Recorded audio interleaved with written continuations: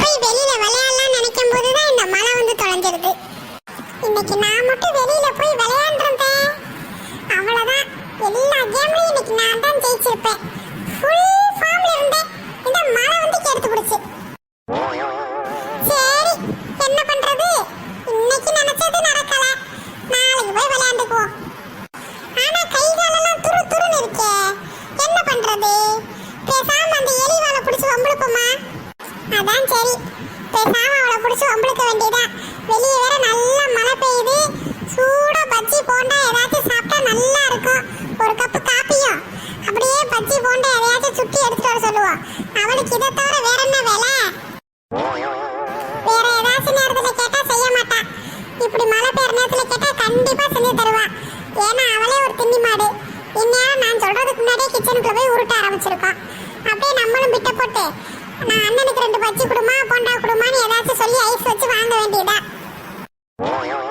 நம்ம சும்மா கூப்பிட்டா அந்த எலிவால் வராது, எப்படி கூப்பிடுறது? பேசாம பாசமா கூப்பிட்டு பாப்போமா? பாசமா கூப்பிட்டா கண்டிப்பா வரும் இந்த எலிவால். தங்கச்சிமா, அம்மாடி தங்கச்சி. இந்த எலிவால் காதுல ஈயத்தை தான் காய்ச்சி ஊத்தணும். சுத்தமா வர வரதுக்கு காதும் கேட்காம போயிருச்சு.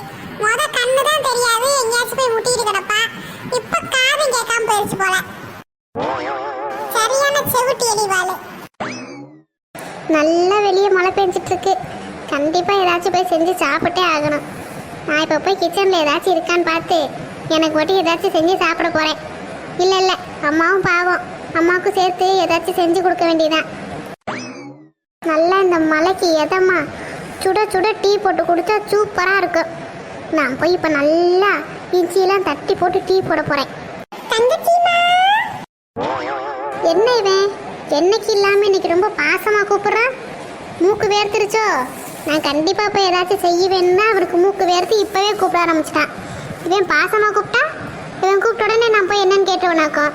இல்லை, இவன் கூப்பிட்றத தான் நான் நம்பி போயிடுவேன். அப்படியே இருக்கட்டும் இருக்கட்டும், இப்படியே கத்திக்கிட்டே கடை. நான் கண்டிப்பாக வந்து எட்டியே பார்க்க மாட்டேனே. இவனுக்கு என்ன பிரச்சனை? நாய் மாதிரி கத்திக்கிட்டே இருக்கான், சும்மா கடுப்பு கலப்புவான். இப்படி பண்றதா எரிச்சலாவே வருது. போ என்னன்னு கேட்டு தொலைவோம். இல்லைன்னா இப்படியே கத்திக்கிட்டே இருப்பான். அப்புறம் அம்மா வெளியிருந்து வந்து என்னதான் அடிப்பாங்க. அவன் எத்தனை தடவை கூப்பிட்றானே, நீ என்னன்னு போய் கேட்க மாட்டியா? அதுவும் என் செல்ல மையன் பாச மையன் ஒன்னா அப்படியே பாசமா கூப்பிட்றான் தங்கச்சி தங்கச்சின்னு. நீ போய் எட்டி பார்க்காம இருக்கியேன்னு சொல்லி என்னதான் திட்டுவாங்க, வந்து அடிப்பாங்க. இது எனக்கு தேவையா? பேசாம நான் போய் என்னன்னே கேட்டுட்டு வந்துடுவேன் அதுக்கு. ஆனா சத்தியமா சொல்றேன், இந்த சுபி பையன் இருக்க வீட்டுல யாருமே நிம்மதியாவே இருக்கவே முடியாது. இவனுக்கு என்ன பிரச்சனைன்னு தெரியல, திடீர்னு இப்படி பேதி எடுத்துருது. இருல வாரேன், சும்மா கத்திக்கிட்டே கிடக்கான் கையன்னு காக்கா மாதிரி.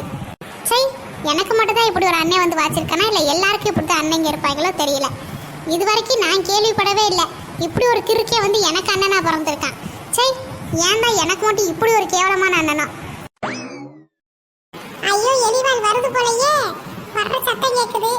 பாவம் போல மூஞ்சி வச்சுட்டு அண்ணனுக்கு டீ போட்டு கொடுமா அப்படின்னு கேட்ட வேண்டியதான். அப்படி கேட்டாதான் போய் டீயாச்சும் போட்டு வருவா. அவன் மட்டும் சரின்னு டீ போட போயிட்டா சூப்பர். அதுக்கப்புறமா அப்படியே நைஸா பேசி ஒரு பச்சியோ இல்ல வடையோ அண்ணனுக்கு போட்டு கொடுமா, நீயும் அப்படியே சாப்பிடுவீல அப்படி இப்படின்னு அவளுக்கு ஆசையை தூண்டி விட்டு எப்படியாச்சும் போட வச்சிடணும். பச்சியோ இல்ல வடையோ போட்டு எப்படி எண்ணெயை தீக்கலான்னு அம்மா அவ்வளவுதான் திட்டுவாங்க. இருந்தாலும் பரவாயில்ல, நடுவில் நம்ம குளிர் காஞ்சிக்கலாம். அம்மா அவளை திட்டும் போது நம்ம அந்த பச்சையும் வடையும் சாப்பிட்டுக்கிட்டே ரசிக்கலாம். அதுபடி அசிங்கமாக்கி போட்டுட்ட இப்படி பண்ற அப்படி பண்றன்னு அவ்வளவுதான் அம்மா திட்டுவாங்க. இப்படியோ நமக்கு பிரச்சனையே கிடையாது, செஞ்சு கொடுத்தானா 2 தூக்கி வாயில போட்டு போயிட்டே இருக்கலாம். இந்த மழை அப்படியே நின்னுச்சுன்னா நல்லா இருக்கும், கொஞ்ச நேரம் போய் வெளியே ஆட்டமாச்சு போட்டுட்டு வரலாம். ஏ சுபி, எங்க இருக்க? கத்தலை பார்த்தியா எலிவாளுக்கு?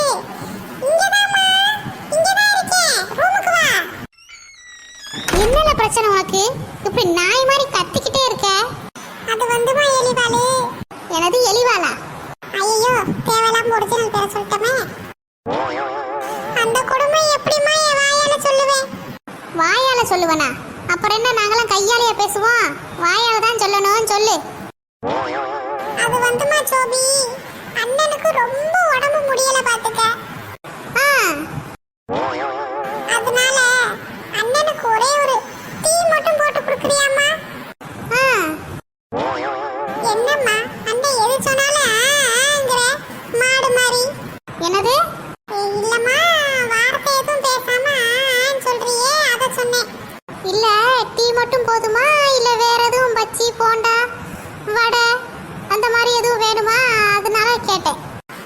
சும்மா சொல்லக்கூடாது சோபி. உனக்கு கற்பூர புத்தி.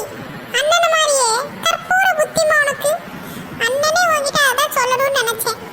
டீ போட்டு அப்படியே வெறுமனே குடிச்சா எப்படிமா நல்லா இருக்கும்? அது மழை வேற பெய்யுது.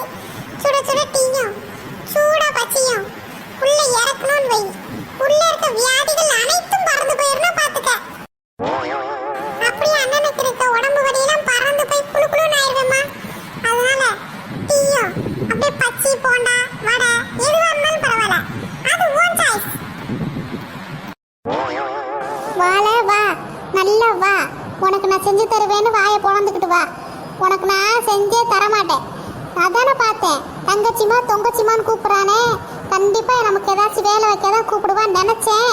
அதே மாதிரியே பண்ணிட்டே நீயாவது என்னை பாசமாக கூப்பிட்றதாவது. யாருக்கு? உனக்கு உடம்பு சரியில்லை. 5 நிமிஷத்துக்கு முன்னாடி மழை வரதுக்கு முன்னாடி என்னெல்லாம் சொன்னேன்? அந்த கிரிக்கெட் பேட்டெல்லாம் தூக்கிக்கிட்டு நான் விளையாட போகிறேன், ஆட போகிறேன், ஓட போகிறேன்னு சொல்லிட்டு ஓடுன நாய் நீ.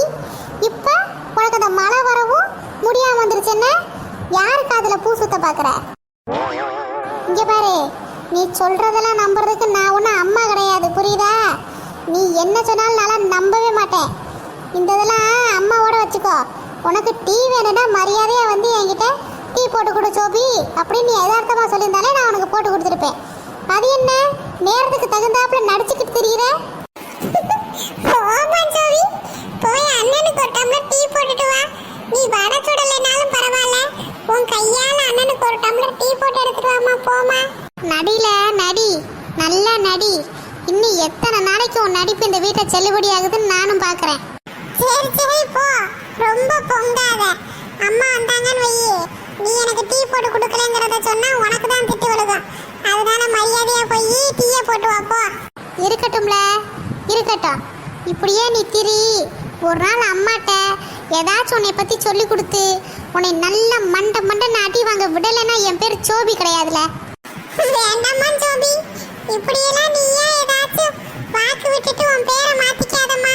அப்புறம் சோபிங்கிற பேரை மாத்தி செவப்பி கருப்பின்னு தான் நாங்க அப்புறம் உன்னை கூப்பிடுவோம் பாத்துக்க. சி, நான் போய் டீயை போட போறேன். போ போ, அதானே நானும் அப்பலேருந்து சொல்லிட்டு இருக்கேன். சோபியா, அட யார் வந்திருக்கான்னு தெரியலையே.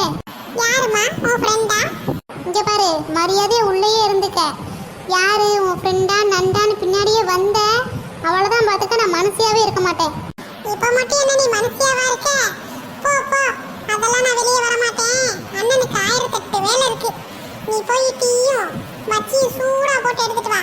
அது வரைக்கும் அண்ணன் இங்க படுத்துக்கிட்டு ஹாயா விட்டத்தை பார்க்க போறேன். என்னமோ பண்ணி தொலை. எம்மா, என்ன வெடி வெடிக்கிறா? நல்ல வேலை டீயை போட ஒத்துக்கிட்டா. அப்படியே நம்மளும் இடையில அந்த பச்சி கிச்சி எல்லாம் கமிட்மெண்ட் பண்ணியாச்சு. சரி, அவ போய் போட்டு வர வரைக்கும் நம்ம பாட்டுக்கு படுப்போம். இல்லையே, இடையில ஏதோ பிள்ளை கூப்பிட்ட மாதிரி சவுண்டு கேட்டுச்சு. யாரா இருக்கும்? பேசாம வெளியே போய் பாப்போமா? வேணாம் வேணாம், அதுக்கு வேற அந்த எலிவால் டென்ஷன் ஆச்சுன்னா குடுக்குற ஒரு டம்ளர் டீயும் கட் பண்ணிடும். ஆனா அவ என்ன நமக்கு கொடுக்கறது? அவ சொல்றத நம்ம